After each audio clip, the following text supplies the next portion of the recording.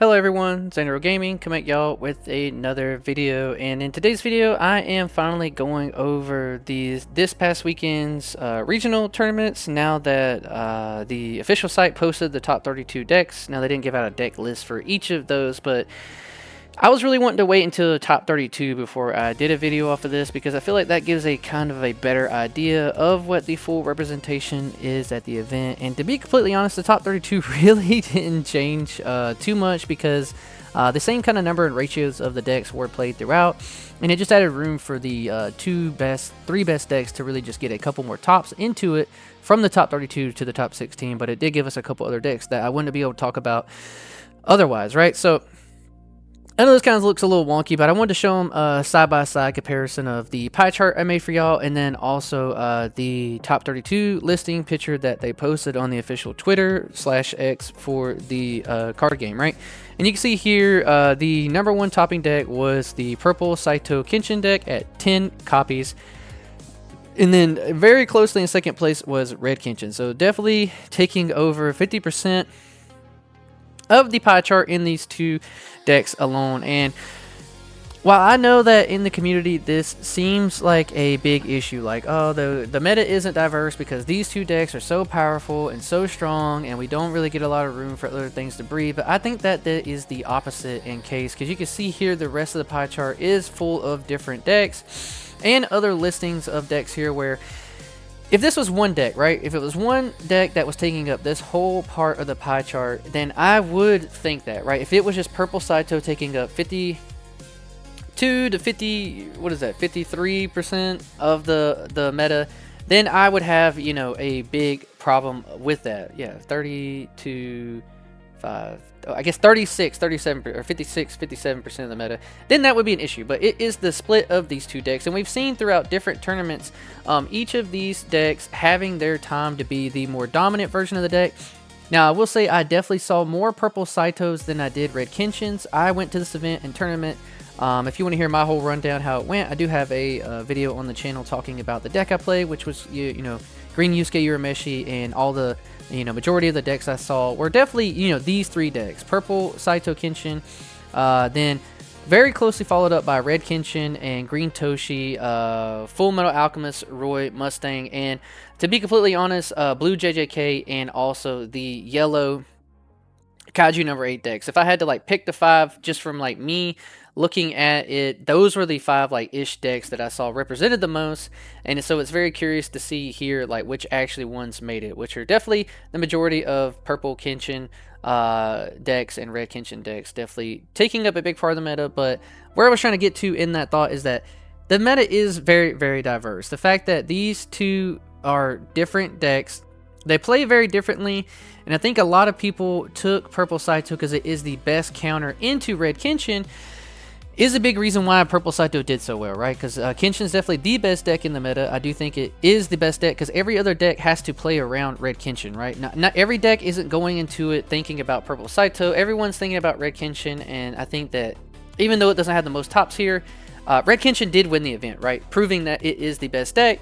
And all the other decks are trying to get a favorable matchup going into red Kenshin, which is why purple Saito did so well. And I think with that being the case, we have a nice back and forth between the two most powerful decks. And then I think that green Bleach came in third place here with 5 tops in the top 32, which is really awesome to see as well here. It got a lot of powerful upgrades with that binder set, and also just being a really strong deck. It has really great ways of playing into both of the Kenshin matchups, just tapping down their backline, making it where they can't just get these free push-up plays in the Saito deck to get the extra swing because that character will be tapped.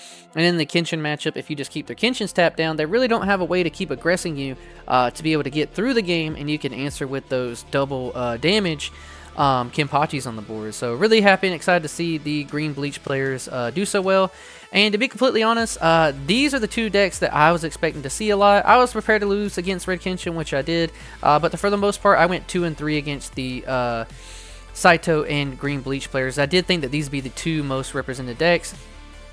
And I was right on my forecast for that, which helped me do so well. And that's a big part going into these tournaments too, is predicting which decks you think most people will play, and then that way you could try to find yourself in more favorable matchups. So definitely the deck after this was Roy and Mina, the two that I saw played the most at this table, and Sukuna.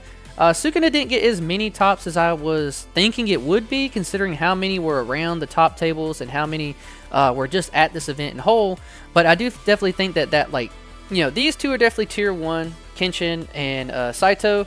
And I think that Green Bleach is kind of like in this tier 2 on its own. And then this tier 3 of decks being the blue JJK, the blue Roy Mustang, and the yellow Kaiju Mina.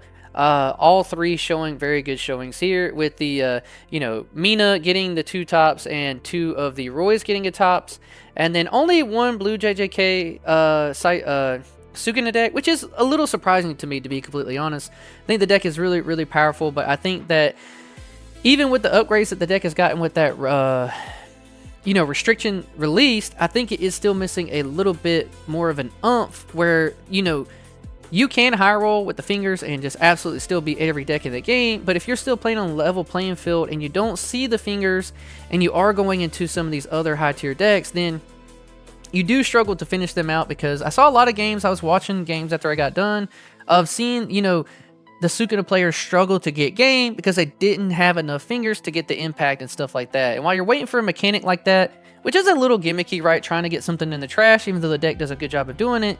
I think that makes more variance of play, which is showing why, like, through an 8-round tournament, this was scheduled for 9, but it was only 8 rounds, showing why, like, Blue JJK probably struggled a little bit, trying to hopefully get the fingers in the trash. But either way, all these are very powerful decks. And then after that, you have a lot of one-of decks, which is the Blue JJK, which is one we touched on. These other two got 2 decks. And then after that, the Green Kaiju number 8 deck, the Purple Toguro Brothers, a Green Suzaku Kogias deck, and then the Green Bleach Byakuya build of the deck, which is really, really cool to see. And I like to see that we do have this diversity here. Like, these 4 decks, I think, getting in tops shows that you can play something different that probably isn't a super high tier, what people would say one of the best decks in the format, and still do really well. I think the Byakuya deck has so much removal, really a crazy amount of removal that is a little bit easier to get to than Roy without having to trash your hands, but maybe not as consistent and not as much draw power. The Green Kaiju number 8 deck just being able to be a build 'em up deck that says, push this back and it stays back. I definitely think that, probably I would love to hear like the Kaiju and the Byakuya's matchups throughout the tournament. If you're listening to this and you're this player, or you know who this player is, tell them to reach out to me. I would love to, talk to these 2 people in particular about their matchups into the tournament. And then also love to see Kogias doing well enough. I did see a couple Suzaku players. I didn't see any other Yusuke players. I think I was definitely the only Yusuke player, but I did see, 4 or 5 different Suzaku players, and I did see 2 staying around the top tables. So I did watch this person's match in one of their games when I was close to the tables at 2-0, I think, and they were 2-0, and they did play down 2 8-drops, which was crazy. And that really can just win you games if you can get 2 8-drops down to blow up 2 bodies, swing for 2, and you have the impact. So definitely a really strong deck, definitely one of the premier green build 'em up decks, and I'd love to see those decks doing well. But I wanted to make sure I got some coverage on this. I know a lot of other channels are doing it too, and I've been biding my time to do it until the top 32 comes out, so that way I can kind of give you guys a little bit more than just that top 16. Because I think this does show how diverse the meta is in a very, very, very competitive aspect of the game. A lot of other games only really have 3 to 5 other decks that they could be playing around with. Whereas, like, we do have these other decks that can come into play and kind of change up these pie charts a little bit here and there. I will say one standout is definitely the Purple Yu Hakusho Toguro Brothers deck. Really happy to see someone do that with this one too. And this is definitely like, a very, if you see the cards in the right place throughout the tournament long enough, this purple Toguro Brothers deck really can just, wall you out and hit you for that 3 damage on turn 2 or 3, and you really can't just cover up as much. So really love to see you Hakusho doing well. But the meta is diverse. It's not all doom and gloom. I know people see this and they see these 2 decks taking up a big chunk of it, but I don't think that that's a huge issue at all. We're at a big regional tournament. Everyone wants to play the best decks, and the best decks will eventually show out throughout the tournament. But It would be different if none of these other decks top, right? If we didn't get this bracket of other 6 decks here and it was just these 4 decks maybe in the top, that would be something to complain about, I think. But we have a very healthy meta where 1 or 2 random rogue tier tops can come in, and then there's definitely like this second tier of like 3 to 5 decks who can steal 2 or 3 tops each. And I think that that's a very healthy meta to go into, because when things are like this, it means it's a good healthy meta game, because these rogue decks can build to beat the best decks and hopefully see some favorable matchups throughout the tournament, which I'm sure is the case for a lot of these rogue tier decks, or not as like crazy powerful decks. Sometimes you do see some good matchups, and throughout a whole tournament you hope to see that and obviously play really well, right? Like, big shout outs to everyone who got tops in this tournament. It was very competitive, very aggressive field, and I love to see these decks doing well. But that's gonna be my coverage on it. I'll probably give the metagame another like 10 days to, you know, digest and like go through it a little bit. I will take the top 32 from this in my next like state of the meta report video I do, and then also local results. That way we can get some humongously big picture to show just how prevalent and fun and diverse the meta for Union Arena is. But that is the video. Please leave in the comments down below what decks you were surprised to see tops. If you are any of these players at top, leave in the comments down below and I will definitely shout you out. But I appreciate all y'all hanging out with me today. Please leave a video a like. Don't forget to subscribe to the channel. Peace.